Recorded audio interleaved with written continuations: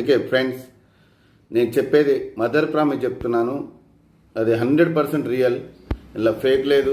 ఏదో ఎన్నో ఫేక్ వీడియోలు చూసినాం కదా, ఇది కూడా ఫేక్ అని అనుకోకండి. దయచేసి నమ్మండి.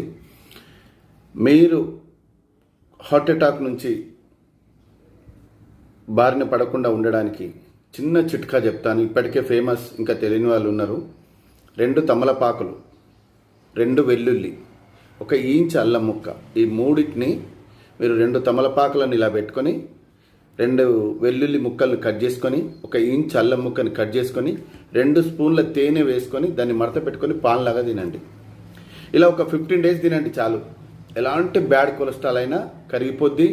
మీకు హార్ట్ అటాక్ అనేది రాదు. మదర్ ప్రామిస్ చెప్తున్నాను. దయచేసి నమ్మండి. ఏదోలే అని అనుకోకండి.